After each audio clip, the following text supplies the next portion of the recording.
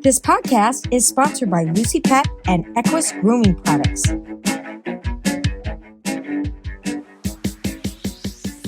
All right, welcome to another episode of Doc Halligan Unleashed with Joey Villani, and we have a what is it? A flash from the past. I absolutely adore, miss him because I just loved working with him.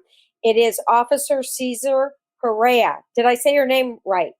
Yeah, actually, it's Captain Cesar Perea. Oh, I'm so sorry. That's Captain. fine. Wow. Okay. Well, I just want to let you know, she talked you up big. It was when she said Caesar's going to come on the show. Caesar was going to. I haven't seen her that excited, so I don't know what you guys did together, but no pressure. Very excited. Right? Yeah. No, I worked at the SPCLA for 15 years. Worked with a lot of officers and captains, and Caesar was by far the best captain, the best at putting a case together, the nicest guy, love his girlfriend, and we actually put some people in jail that were hurting animals. Absolutely. My favorite pastime. Caesar, tell us a little bit about being a captain. As what was the training that you had to go through, and how long have you been doing this?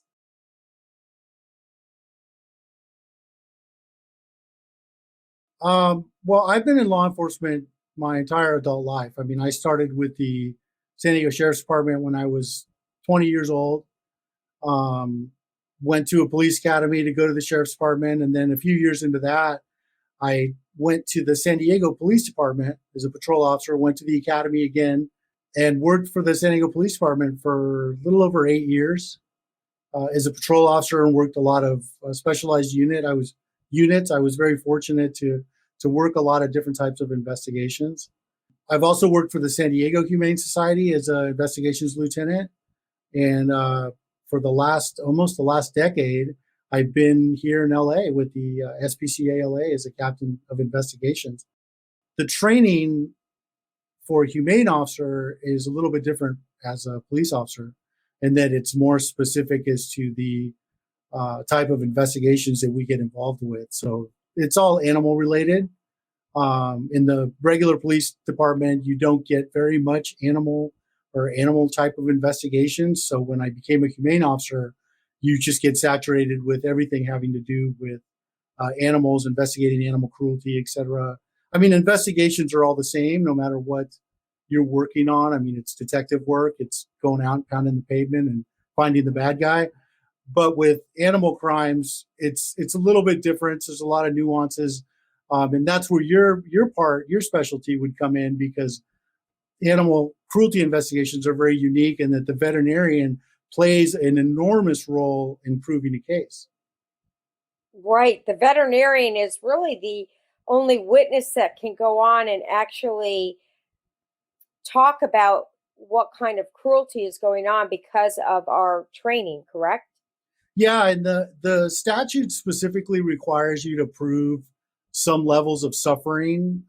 So you basically, the veterinarian has to come in and describe the level of suffering, neglect, etc., that an animal may have experienced. So the veterinarian becomes the voice that describes the pain and suffering that an animal may be experiencing. At what point does it become serious enough where you get involved? And, the reason why I say that is in pet grooming, we see cases of abuse, some minor, some a little bit more serious. Mm-hmm. At what point is it that someone like you would get dispatched? Well, we're a very unique organization in that we go out on everything. We'll go out on a dog that's been tethered too long, all the way up to serious felony crimes. So from our standpoint, from our department, we go out on everything. We have gone out on groomer type calls where people leave on dryers too long, animals get burned. They're a little too heavy-handed trying to control a dog that's not cooperating. So we have gone out on groomer type calls. So if we get a complaint that an animal's in need, no matter what level of neglect or suffering is experiencing, we'll go out on it. We'll respond. Whether we prosecute or educate, that's where we kind of draw a line and specifically decide, okay, this person doesn't really understand, that choking out this dog to try to get it to groom it is not appropriate, that there's other more positive methods of trying to get a dog to do what you want the dog to do versus someone who's being intentionally cruel, trying to control a dog or being neglectful to the level that rises to a crime. I guess what I was more or less talking is we see a lot of what and it's hard to say if where you draw the line where it's abuse. I'm going to give you an example. Uh-huh. We had a woman that had 6 poodles. She brought them to us. The dogs always came in horrific condition, but you could tell they were fed. You could tell they were happy. The one dog must have had an erection for a month, and we had a hospital that was next to us, and Mm-hmm. I brought it to the vet, and that vet said, I wouldn't even know what to do. He says, this has to be removed. When we brought it to their attention, they didn't care. They did not care at all. It was kind of blown off. And here in New Jersey, we found it very difficult for someone to be able to follow up to see, what the well-being of this pet was. And we didn't Mm-hmm. have many options.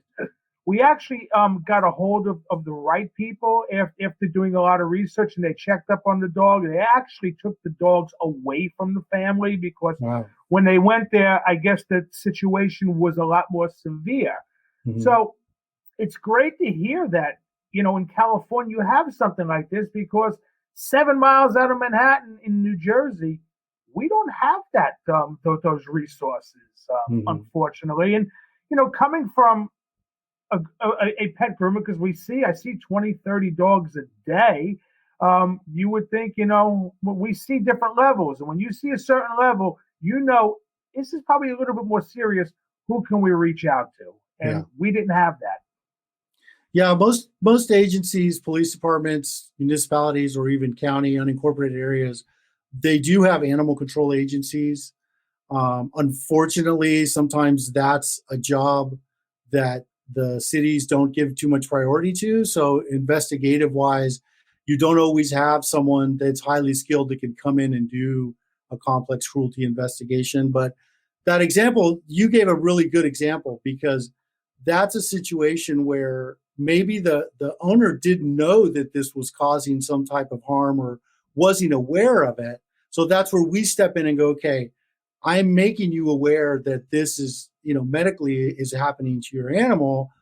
And then I can mandate medical care. So I can step in and go, okay, I want a certain level of care.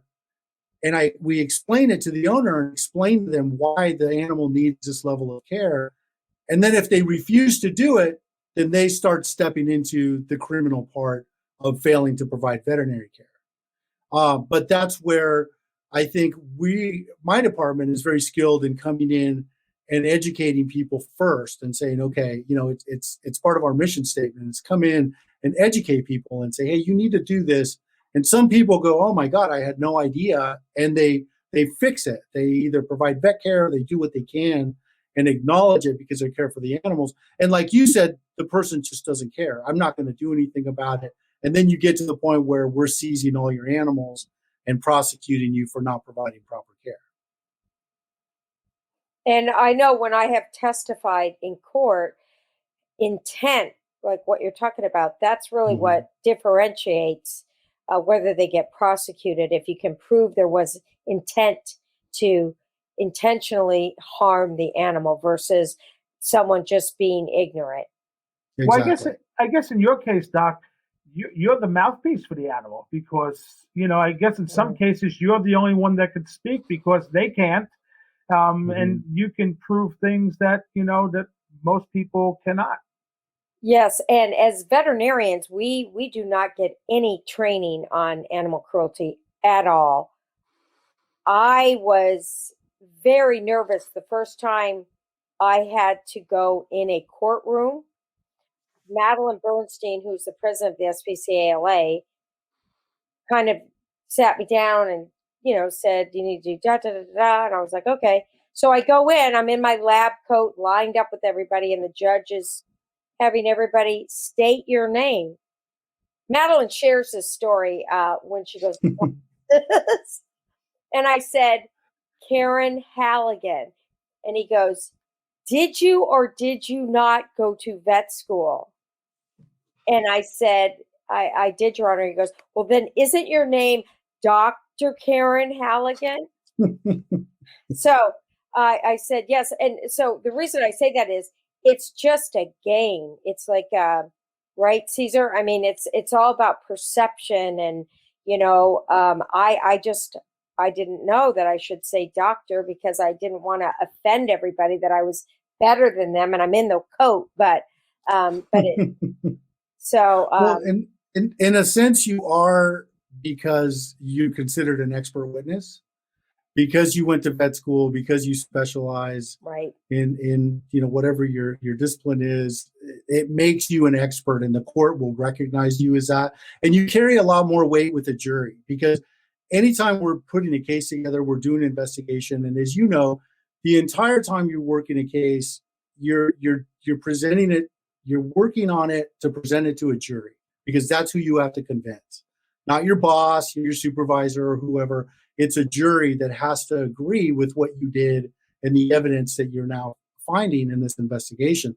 So when you come in and say, I'm Dr. Karen Halligan, and you get sworn in as an expert, the jury gives you a little more weight on what you have to say, versus someone who's just a witness, or they randomly saw something that occurred. Your expertise is very important and does carry a lot of weight. So in a sense, when you say, people look at you and you don't want them to think that you're better than they are, well, in a courtroom, you essentially are, in the sense that you're a much more valuable witness when you're testifying. And we lost the very first case I ever, it was a rabbit case, where what was it? A substitute teacher came in. Teacher was sick that day, and they said they were teaching special ed kids. They had a rabbit in a bag in the cupboard that they left over the weekend. So apparently, yeah, and so they took this rabbit out, and that's, they basically suffocated it. That's what the teacher had said. How do you want to kill this rabbit that we're going to dissect? And they just decided they'll put it in a bag and suffocate it.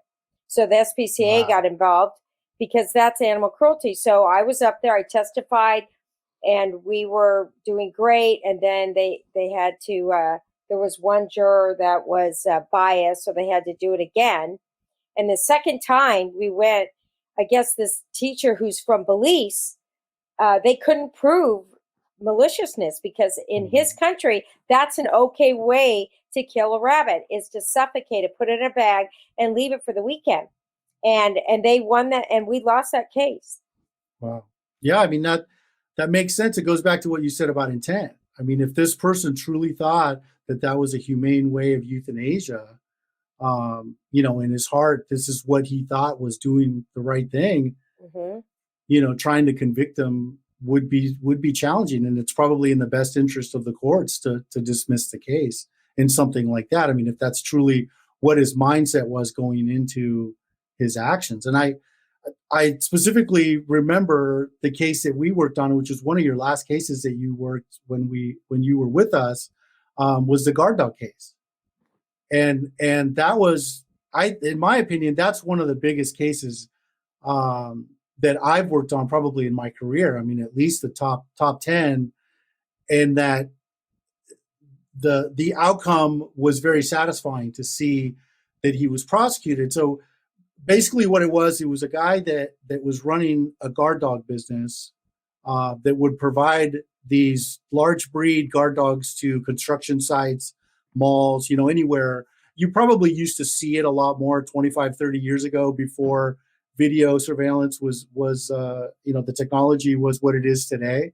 So people used to use guard dogs to protect their businesses. So this guy had, at one time, very lucrative business, but as it started to go away, His customer base started to go away. He started getting a little more desperate and was cutting corners. Long story short, we got a complaint that a dog had a prolapse at his facility. We went on the property and we found 3 dogs that were deceased. Wow. And the dogs were dead in 3 separate truck compartments. He used to drive retired animal control trucks.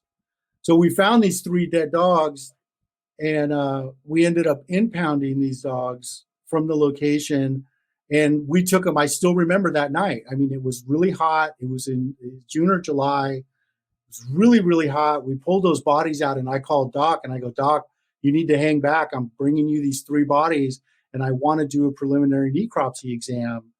And I rushed down there. We got into the exam room, and Doc started doing these exams of these dogs. And a lot of what Doc was speculating on, we ended up proving later scientifically with the necropsies, et cetera. But that case went on. It was a 2-week trial at Compton Court. And I still remember I was very confident that we were going to get convictions, felony cruelty convictions on this guy. I didn't doubt that our case was strong enough. But what I really wanted is I really wanted the court to acknowledge these dogs as living beings. I wanted them to understand that at one point these dogs were vibrant, living animals. So what we did, one of our strategies was to make sure that everyone in that courtroom referred to those dogs by name. So every dog had a name. You didn't call it the Black Doberman or the Black Rottweiler. It was Pete and it was Sarge. And for a while, one of the female dogs was a Jane Doe. And what really did it for me on that case was when you came in, Doc, and you testified that you believe that those dogs were put into those containers and allowed to basically cook to death. Right. And the evidence proved that, the forensics, the necropsies, and your testimony is what really closed that deal, and that the courts acknowledged that. And what was really great moment in that trial was that the judge actually said it out loud, because the defense attorney tried to object to Dr. Halligan's testimony, basically saying that there's no way we could prove that those dogs were put in there alive, because he was claiming that the dogs had died of natural causes, and he puts them in the truck because then they go to rendering. And we said absolutely not. We can prove that they were put in there alive. And it was very good to see the judge not only referring to the dogs by name, but also stating, no, this court has proven that these animals were put in there alive and left to die. And it was, and Doc, your testimony is what really, I think, closed the deal on that and really satisfied the courts, and the judge agreed with that. What happens to a person like that? I mean, is there jail time? Is there? I mean, is it what kind of conviction? When they're found guilty. Well, technically, for every felony count, he was supposed to receive 3 years in jail consecutively. But what ended up happening, he was placed on probation. He got convicted of 4 felony and 4 misdemeanor counts. And the courts agreed to give him 1 year probation. And in that 1 year, if he didn't violate probation, then the case would be reduced even more. And then that would be it. So he didn't get any jail time at all. But what he does get is probation and search conditions, and he's not allowed to own animals. I think he ended up getting 10 years he can't own animals. Fortunately for us, a few months after that conviction, he started up his business again. So we ended up doing surveillance on him. We did extensive surveillance on him, and we went back to court and we showed the judge these videos and said, hey, look, he's doing it again. And the judge said, no way. He called them back in and he gave him a year in custody. Wow. So he had to serve a year in jail? Yeah.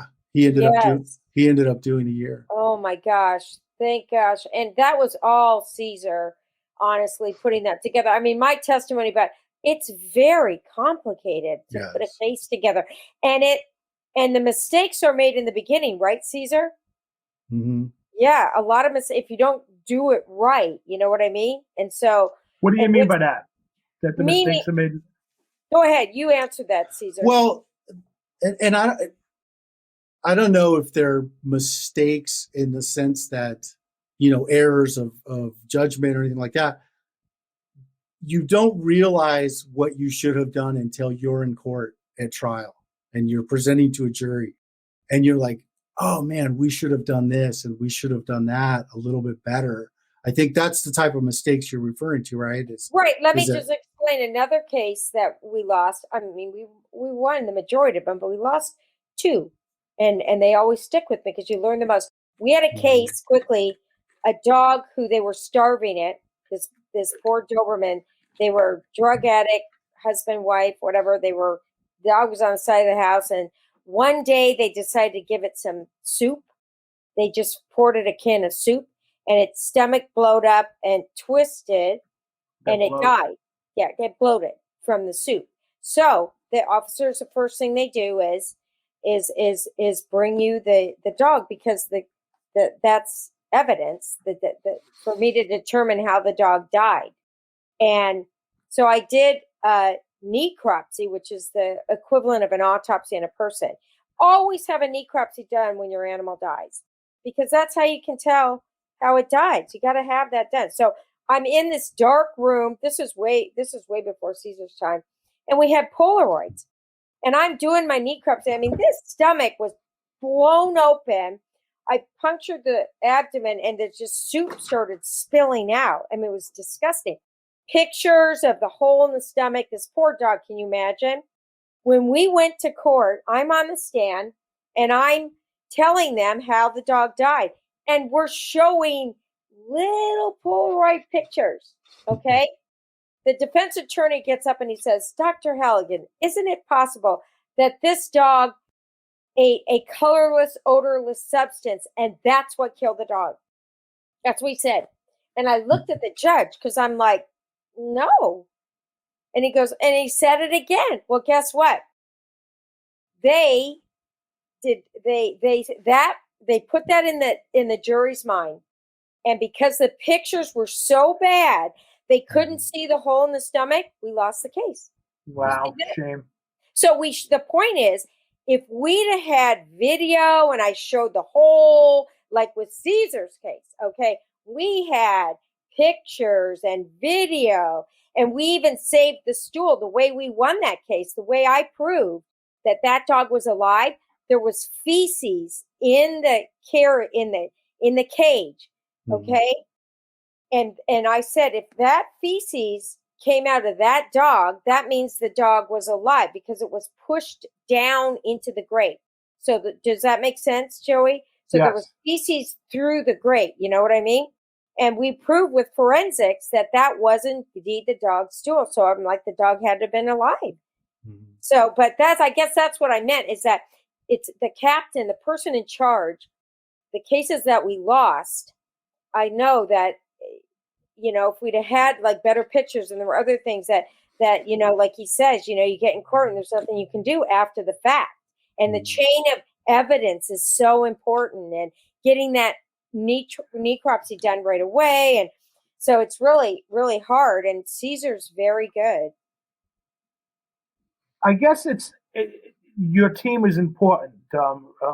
Wouldn't you say that, Captain? That you want to work with a veterinarian that you're used to, so you guys, I guess, become accustomed to what you're looking for and all. I mean, does that Yeah, make sense? yeah, absolutely. That's always the ideal situation is to have a vet that, once you call, you can hit the ground running, because they know what they need to do. Unfortunately, that's not always the case because sometimes in emergency situations, we have to take the animals to a local emergency hospital. So you're having to train that vet on the fly and say, okay, here's what I need. This is what I need you to examine.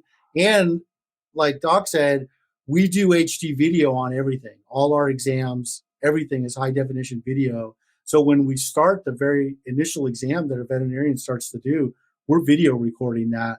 because we want to walk the jury through what we experienced. And like Doc said, if they can't see it nowadays with that CSI effect, if a jury can't see it, hear it, feel it, they're not going to believe it happened because everything is on video now.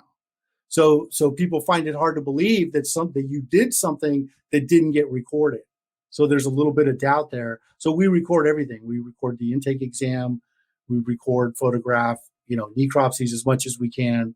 But yeah, I mean, ideally, you want to have a vet that knows all these things going into it. But unfortunately, that's not always the luxury that you have.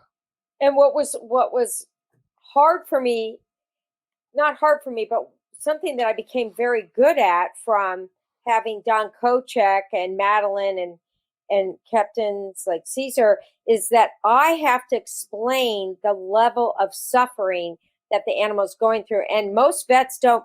We're trained, like if your dog comes in and it's got a broken leg, I'm like, oh my God, your dog's in so much pain. Okay, I'm not going to say that, am I? Because you're going to freak out if I'm like, oh my God. So you kind of minimize it. That's how we're trained. But in a court, boy, I'm going to elaborate how that poor dog must have felt in that dark cage with no air and just loneliness and suffering and hungry. You see what I'm saying? And I got really good at that. And I actually helped other vets with that because it's just not what we're trained to do. But that's what the jury needs to hear from us is how much suffering these poor animals had to go through. And I do think that it makes a difference. Absolutely. Yeah, it's really, I'll tell you, it was a hard part of my life. I don't know how you do it, Caesar. I couldn't listen to music because I was just shut down emotionally. To be able to witness all that animal cruelty is very, very hard. And and now that I'm away from it, it does bring back a lot of emotions for me. And I'm grateful for all the times that I was able to, help put people in jail for hurting animals, because I used to go to these prosecuting attorney conferences. I was actually a member, and I remember them talking about this judge who got up there and he literally said the case was a guy came home drunk and he was mad at his wife, and the wife had the dog on her lap, and he just shot the dog with a gun in the head and killed it. And the judge goes, I'm not going to throw someone in jail for shooting a dog. That's what he said. This was, back east. But there are judges that feel that way. It's a dog. And, so what if it suffered? Right, Caesar? Yeah, I mean, and unfortunately, that's a mentality of a lot of people when it comes to animals. I mean, in some states, it's still legal if a dog is running at large. That's all the dog has to be doing is running at large. You can legally shoot that dog. And law enforcement can also shoot that dog. And that's the only requirement. And there were a lot of laws, obviously, when there used to be a lot of farming here, and those laws no longer exist. But yeah, if in some areas where that still exists and dogs can come in and destroy your livestock, it's legal to just shoot at a dog that comes onto your property. No questions asked.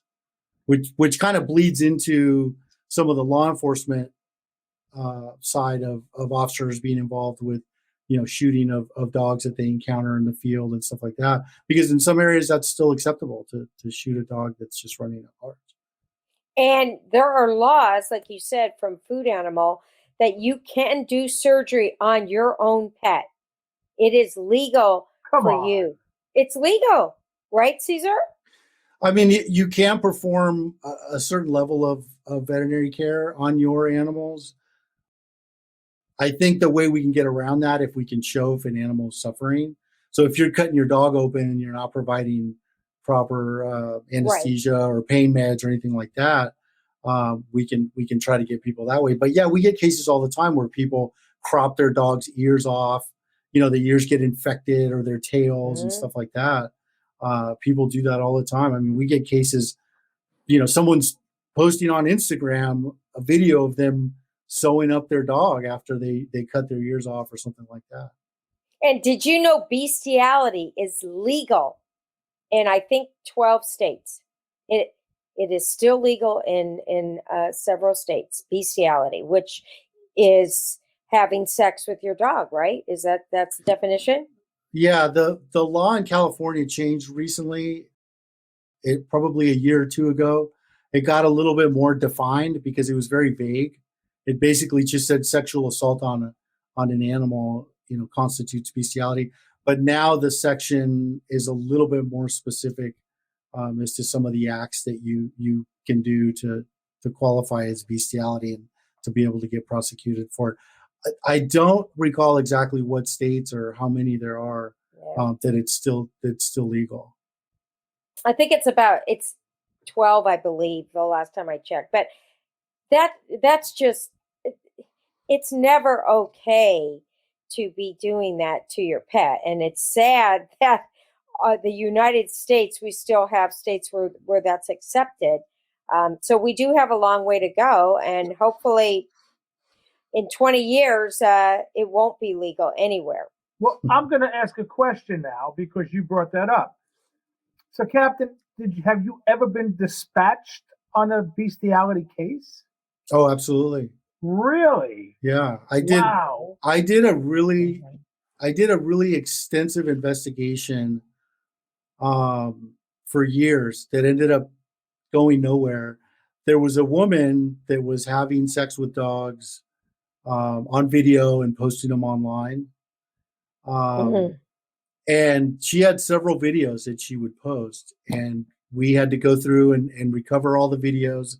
So then what made it really difficult to prosecute was trying to establish jurisdiction because we couldn't prove where these videos were made or where they occurred. This case ended up taking us into an unsolved homicide out of San Diego. That we think we know who the suspect is and that this person may have been involved with this unsolved homicide.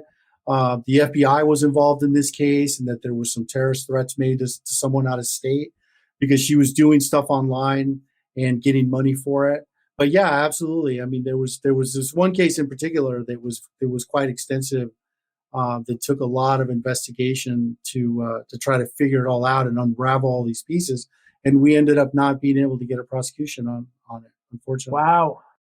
Well, I actually, towards the end, I think it was maybe my last year there, I got a call from a DA saying, I was wondering, would you be willing to testify in a bestiality case? And I'd never been involved in one. And I said, well, send me everything. So she sent me everything. Apparently there was a homeless guy living under the freeway and he had two dogs and he was, assaulting one dog and yelling at it, and a passerby saw it. Cops came out, took the dogs to the shelter. The shelter vet didn't know how to conduct a rape kit to, again, losing the case in the beginning. Okay. So he just did like a cursory exam, looked at the vulva, the vagina of the dog, and said everything looked fine. He didn't test for semen. He didn't do any of, he didn't really know what he was doing. So they had a vet record, right, that said that there was nothing physically abnormal with the dog. The dog ended up dying in the shelter. One of the two dogs died. So I said to her, well, when I started looking into it, they don't usually, they go into the rectum. They don't even go in the vagina. So I got into it. I had to really desensitize myself because it was really a horrible language that he was yelling at the dog and blah, blah, blah. But anyhow, so I was ready. I had an x-ray, average size of a guy's penis that could be inserted. So there would be no trauma. And I was ready to testify against this guy because I educated myself on when that happens. And do you know that they backed down when they heard I was going to testify, and I didn't even have to go to court. Just they found out I was going to, and so we won a conviction against that guy. And so yeah, it's really teamwork is important. But again, like I say in the beginning, though, that poor vet didn't know what he was doing because we aren't taught that. There's so much that we're not taught, and you do rely on people that know so much more than you, and you have to put your ego aside and do what they tell you to do. Because but yeah, no, this brings back a lot of memories. Yes, it does. I mean, I think that LA now has a animal cruelty task force, right? They actually just disbanded that unit first of the Oh, year. oh So no. LAPD had detectives that were part of the animal cruelty task force, along with animal control, city of LA animal control officers. But unfortunately, they were dissolved as the first of the year. That's bad. Yes, there's Is, a lot of. is that a funding issue? Yeah, it was part of the recent budget cuts that LAPD made. I mean, there was a lot of news about that, but yeah, it was definitely came down to funding. Well, let's end with Caesar. If someone is suspicious of animal cruelty, whether it be it's your neighbor, you're a groomer, you're a vet, you're whatever, what's the first thing they should do?